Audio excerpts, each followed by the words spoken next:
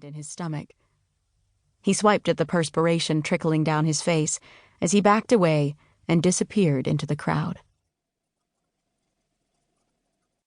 Chapter 2. Sunday, Day 1. Jessie could feel it as soon as she woke. Today would be different. A bright sliver of sun seeped through her blinds, and as she sat and parted them to peer out, she knew it would be one of those perfect days, the kind you'll remember forever. It wasn't just the sun, though it was glorious to see that golden glow as she yanked her blinds fully open and pulled her window up, drinking in the fresh air. It was that the splendid days of spring had come to South Boston, when she wasn't paying attention. Already neighborhood women were out pushing baby carriages, their young children lagging behind, eager to stop and play. She rose, headed for the shower, and ran her fingers through her sleep-tangled mass of mahogany curls, her hazel eyes sparkling, her creamy skin shivering beneath the sudden burst of cold water. She pulled a towel from the shelf and dried off quickly. Life was just about perfect. She'd only recently learned that she had a mother, that she hadn't been abandoned as a baby, as her father had always told her. His anger and lies didn't really matter now. She had a mother. Maybe. It was complicated, and she still needed time to absorb that information, that connection to someone who, kind as she was, still felt like a stranger.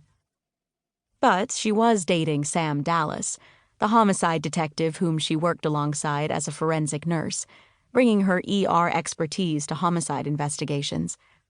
4 months ago, she'd been recruited by the already overworked medical examiner to help assess injuries and potential causes of death, both at crime scenes and in the morgue, and then to liaise with families and detectives to help bring the case to closure.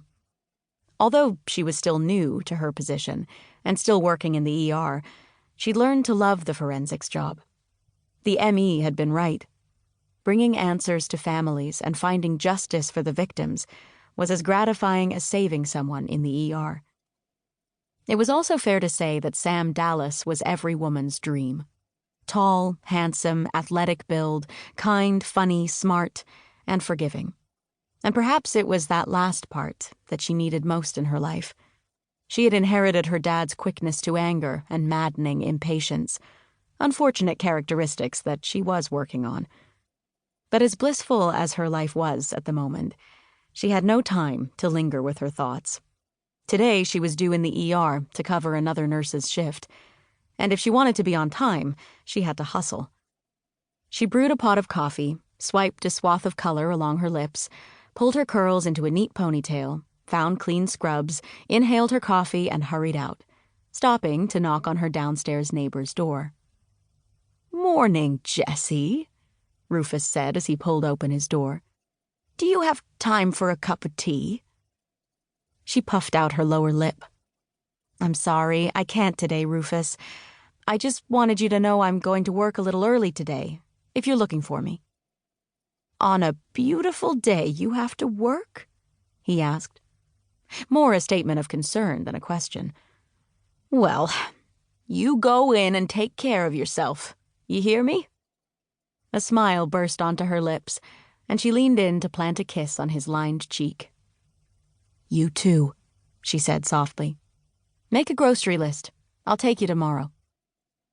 Jessie parked in the hospital garage and made her way to the ER, where she looked for Susan Peters, the nurse she was replacing.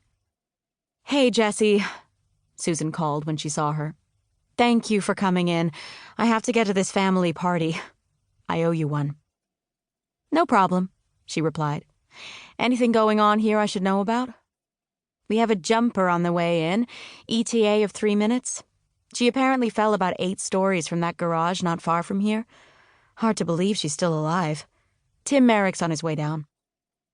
A swell of relief surged through Jessie's veins. Tim Merrick was Boston City Hospital's chief of trauma surgery. He could be a colossal pain, but he was a damn good surgeon, and Jessie was relieved to know that he'd be directing the trauma team today. If anyone could save somebody who'd suffered near-fatal injuries, it was likely Tim Merrick. She took the beeper from Susan and headed to her locker.